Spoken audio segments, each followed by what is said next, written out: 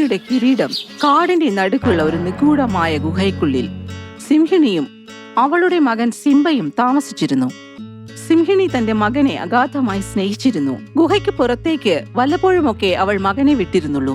കുഞ്ഞു കുഞ്ഞു പറവകളെയും മറ്റും കൊന്നു തിന്നാണ് അവർ രണ്ടുപേരും ജീവിച്ചിരുന്നത്. കാലം പതുക്കെ മുന്നോട്ടു പോയിക്കൊണ്ടിരുന്നു. സിംബ അടുത്തുള്ള മൃഗങ്ങളോടൊപ്പം കളിച്ചും ചിരിച്ചും വളർന്നുകൊണ്ടിരുന്നു. ഒരു ദിവസം സിംഹിണി വേട്ടയ്ക്കായി പുറത്തേക്ക് പോയി. ഗുഹയ്ക്കകത്ത് കളിച്ചുകൊണ്ടിരുന്ന സിംബ അവിടെ ഉണ്ടായിരുന്ന കല്ലിന്റെ പുറകിൽ ഒളിച്ചിരുന്നു. പെട്ടെന്നാണ് സിംബ അവിടെ ഉണ്ടായിരുന്ന തിളങ്ങുന്ന ഒരു വസ്തുവിനെ കണ്ടത്. സിംബ അതിനെ തിരിച്ചും മറിച്ചും നോക്കി. അപ്പോൾ സിംഹിണി അവിടെ എത്തി. സിംബ, ഞാൻ എത്ര പ്രാവശ്യം നിന്നോട് പറഞ്ഞിട്ടുണ്ട് ഈ കല്ലിന്റെ അടുത്ത് വരരുതെന്ന്. നീ ഇവിടെ എന്താ ചെയ്തോണ്ടിരിക്കുന്നത് സിംബ? സോറി അമ്മ, പക്ഷെ ഇതെന്ത് സാധനമാ? ഞാൻ ഇതുവരെയ്ക്കും ഇവിടെ ഈ സാധനം കണ്ടിട്ടില്ലല്ലോ. മോനെ, ഇതാണ് കിരീടം. കിരീടം എന്ന് പറഞ്ഞ എന്താ അമ്മേ? അമ്മ എന്തിനാ ഇത് ഇവിടെ ഒളിച്ചു വെച്ചിരിക്കുന്നത്? മോനെ, ഇത് രാജകുടുംബത്തിന്റെ ഒരു അടയാളമാണ്. രാജാവും റാണിയും ഒക്കെയാണ് ഇത് ധരിക്കുക. നിന്റെ അച്ഛൻ എനിക്ക് ഈ കിരീടം ധരിപ്പിച്ചു തന്നതാണ്. അച്ഛനും അമ്മയും രാജാവും റാണിയാണോ? അമ്മ ഇതുവരെയ്ക്കും ഒരു റാണിയാണെന്ന് എന്റെ അടുത്ത് പറഞ്ഞിട്ടില്ലല്ലോ. അങ്ങനെയാണെങ്കിൽ നമ്മൾ എന്തിനാ ഇവിടെ ആരും അറിയാതെ ഒളിച്ചു താമസിക്കുന്നത്? അതൊരു നീണ്ട കഥയാണ് മോനെ. നിന്റെ അച്ഛൻ മഹാരാജാവ് ചമ്പകവനത്തിലെ രാജാവായിരുന്നു. അങ്ങൊരു വളരെ നല്ലൊരു രാജാവായിരുന്നു. മഹാരാജാവ് തന്റെ പ്രജകളെ വളരെയധികം സ്നേഹിച്ചിരുന്നു.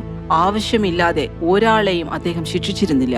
അസുഖം പിടിച്ച അല്ലെങ്കിൽ വയസ്സായ മൃഗങ്ങളെ മാത്രമേ വേട്ടയാടി അദ്ദേഹം ഇരയാക്കിയിരുന്നുള്ളൂ. അതുകൊണ്ട് തന്നെ കാട്ടിലെ മൃഗങ്ങൾക്കൊക്കെ അദ്ദേഹത്തോട് വളരെ ബഹുമാനായിരുന്നു. പക്ഷെ ഒരാൾ മാത്രമുണ്ടായിരുന്നു അദ്ദേഹത്തിന്റെ സൽപ്രവൃത്തികളെ ഇഷ്ടപ്പെടാതെ. നിന്റെ ഏറ്റവും ചെറിയ ഇളയച്ഛന് അദ്ദേഹത്തോട് ഭയങ്കര അസൂയായിരുന്നു. അയാൾക്ക് ചമ്പകവനത്തിന്റെ മഹാരാജാവാകാൻ ആഗ്രഹമുണ്ടായിരുന്നു. അതിനുവേണ്ടി അയാൾ ഒരു തന്ത്രം മെനഞ്ഞു. ഒരു ദിവസം നിന്റെ ഇളയച്ഛൻ സിംഹം ഓടിക്കിതച്ച് നമ്മുടെ രാജഗുഹയിലെത്തി. എന്തു പറ്റിയടാ നിനക്ക് ഇങ്ങനെ ഓടിക്കിതച്ച് വരുന്നത്? കടുവ, നമ്മുടെ ഈ കാട്ടിനൊരു പണി വെച്ചല്ലോ സിംഹരാജാവേ. നമ്മുടെ നദിയുടെ ഇക്കരെ പ്രദേശം കൊടുത്തില്ലെങ്കിൽ അവർ നമ്മുടെ കുട്ടികളെല്ലാം കൊന്നുകളയുമെന്ന് അവന്മാര് പറഞ്ഞാ ചെയ്യും. എന്റെ ചെറിയ മോനെ അവർ പിടിച്ചു വെച്ചിരിക്കുകയാണ്. ആ കടുവകൾ എന്റെ മോനെ ജീവനോടെ വെച്ചിരിക്കില്ല. ആ കടുവ മറന്നുപോയതായിരിക്കോ? ഈ കാട് ഭരിക്കുന്നതേ സിംഹങ്ങളാണ്, അല്ലാതെ കടുവകളല്ലെന്ന കാര്യം. ദേശീയ മൃഗമായ ശേഷം അവന്മാരുടെ ഈഗോനും കൈയും കണക്കും ഇല്ലാതായി. അവന്മാർക്ക് ഓർമ്മപ്പെടുത്തേണ്ട സമയമായി. സിംഹം സിംഹമാണെന്നും പുലി വേറൊരു പുലിയാണ്. ഇത്രയും പറഞ്ഞ ശേഷം കോപിഷ്ഠനായ സിംഹം നദികരയിലേക്ക് പോയി. അനുജൻ സിംഹത്തിന്റെ 3 കുട്ടികളും അവിടെ ഒളിച്ചിരിപ്പുണ്ടായിരുന്നു. നദീതീരത്ത് എത്തിയ സിംഹത്തെ ഒളിച്ചിരുന്ന 3 സിംഹക്കുഞ്ഞുങ്ങളും ആക്രമിക്കാൻ തുടങ്ങി. സിംഹം വളരെ നന്നായി തന്നെ പോരാടിക്കൊണ്ടിരുന്നു. പെട്ടെന്നായിരുന്നു അനുജൻ സിംഹം പുറകിൽ നിന്നും ആക്രമിച്ചത്. അപ്രതീക്ഷിതമായ അടിയുടെ ആഘാതം മൂലം സിംഹം ഒരു പാറക്കല്ലിൽ വീണു. പോയ ആ ഒരു നിമിഷം കൊണ്ട് 4 പുറത്തു നിന്നും അവർ അയാളെ ആക്രമിച്ചു. പോരാടാൻ വയ്യാതെ അവശനായ സിംഹം മരണത്തിലേക്ക് പോയി.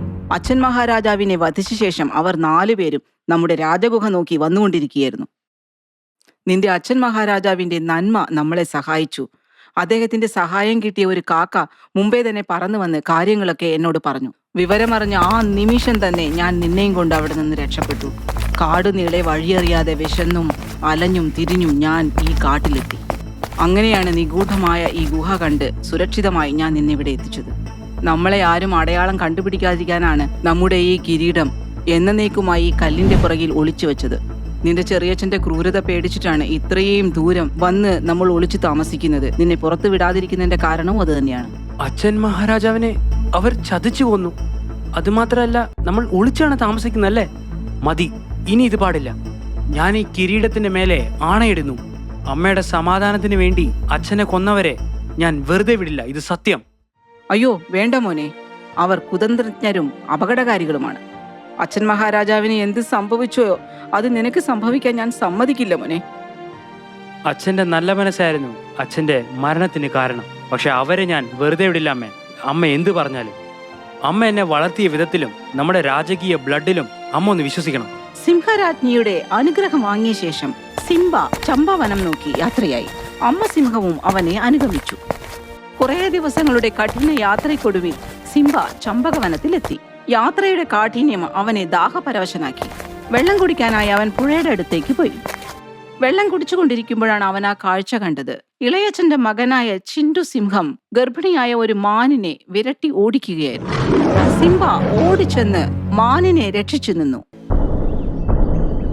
നിർത്ത്, ഇതൊരു ഗർഭിണിയായ മാനാണ്. ഇതിനെ കൊല്ലാൻ പാടില്ലെന്ന് എനിക്ക് അറിഞ്ഞൂടെ? തന്റെ മുമ്പിൽ നിൽക്കുന്ന വിദേശിയായ സിംഹത്തെ കണ്ട് ചിണ്ടുവിന് ദേഷ്യം വന്നു. ആരാടാ നീ? ഇത് എന്റെ വേട്ടയാണ്, വഴിമാറടാ, അല്ലെങ്കിൽ ഈ ചിണ്ടു ആരാന്ന് എനിക്ക് മനസ്സിലാവും. ഈ മാൻ ഗർഭിണിയാണ്. കാടിന്റെ നിയമം അനുസരിച്ച് ഗർഭിണിയായ മൃഗങ്ങളെ അറ്റാക്ക് ചെയ്യാൻ പാടില്ലെന്ന് എനിക്ക് അറിഞ്ഞൂടെ? നീ എനിക്ക് നിയമമൊന്നും പഠിപ്പിക്കണ്ട. ഇതെന്റെ അപ്പന്റെ കാടാ, മനസ്സിലായ? അതുകൊണ്ട് ഈ കാട്ടിൽ ഞങ്ങൾ എന്ത് തീരുമാനിക്കുന്നു അതാണ് നിയമം, മനസ്സിലായടാ? ചിണ്ടുവിന്റെ വാക്കുകൾ കേട്ട് സിംബ തന്റെ സകല ശക്തിയും ഉപയോഗിച്ച് ഗർജിച്ചു.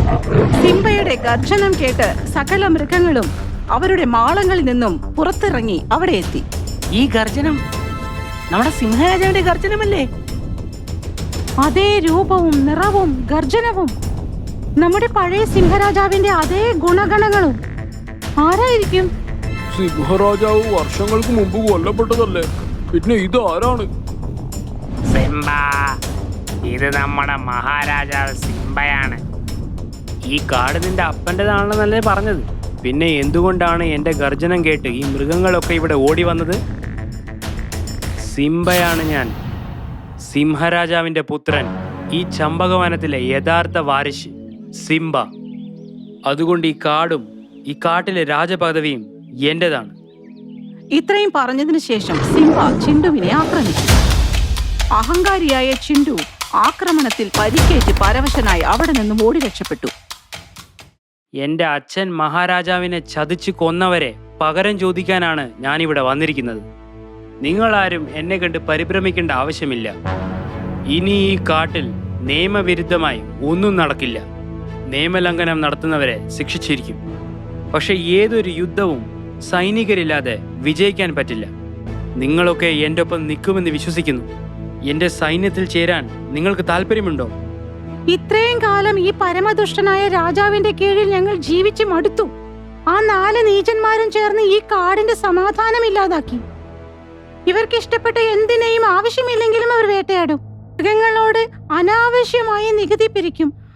അവർക്ക് ഇഷ്ടമില്ലാത്തവരെ കുറിച്ച് പറയേണ്ട ആവശ്യമേ ഇല്ല. കാരണമില്ലാതെ തന്നെ കാട് കടത്തും. ഇപ്പോഴൊക്കെ ഈ കാട് ഭീകരന്മാരുടെ താവളമാണ്. ഞങ്ങൾ ഓരോരുത്തരും വളരെ സന്തോഷത്തോടു കൂടി തന്നെ അങ്ങയുടെ സൈന്യത്തിൽ ചേരാൻ തയ്യാറാണ്. കുറുക്കത്തി പറയുന്നതിലും കാര്യമുണ്ട്. സിംബ മഹാരാജാവിന് മാത്രമേ ഞങ്ങൾ മൃഗങ്ങളെ രക്ഷിക്കാൻ പറ്റുള്ളൂ. ഇന്നു മുതൽ സിംബയാണ് നമ്മുടെ മഹാരാജാവ്. കറക്റ്റ് അല്ലേ? അതെ അതെ, ഞങ്ങളെല്ലാവരും അങ്ങയുടെ ഒപ്പമാണ് മഹാരാജാവേ.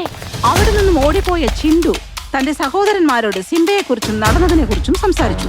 കുറച്ചു സമയത്തിനുള്ളിൽ ചിണ്ടു മരിച്ചു വീണു. ചിണ്ടു പറഞ്ഞത് കേട്ട് കോപിഷ്ഠരായ സഹോദരന്മാർ സിംബയെ ആക്രമിക്കാനായി പുറപ്പെട്ടു. സോനുവും മോനുവും സിംബയെ തേടി പഴയ ഗുഹയുടെ അടുത്തെത്തി.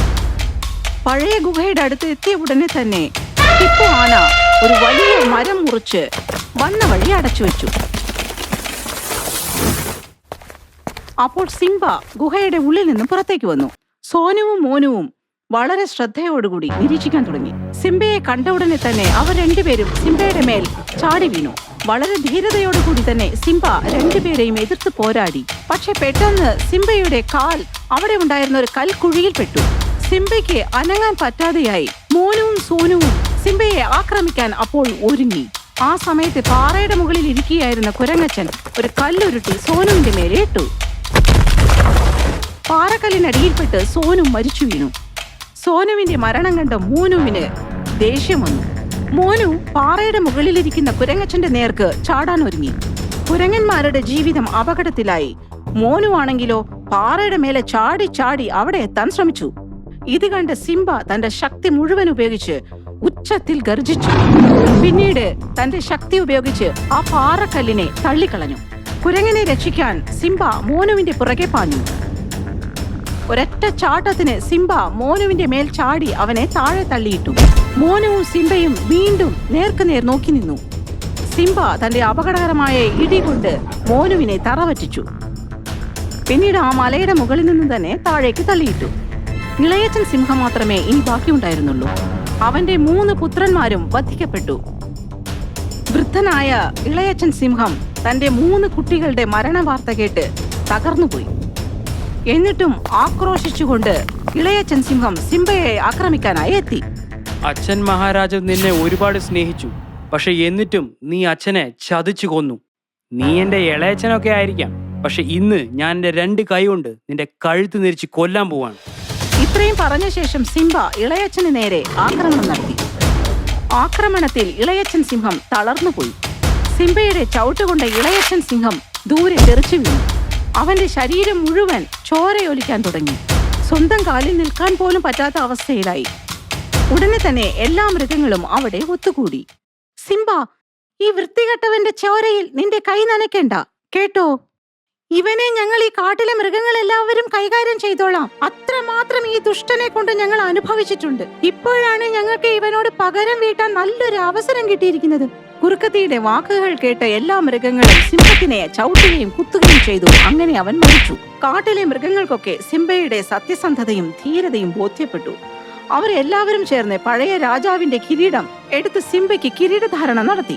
അപ്പോൾ അവിടെ സിംഹരാജ്ഞി എത്തി. അപ്പോൾ സിംബ തന്റെ കിരീടമൂരി അമ്മയുടെ കാൽക്കൽ കാണിക്കയർപ്പിച്ചു. അമ്മേ, ഈ ധന്യമുഹൂർത്തം അമ്മയുടെയാണ്.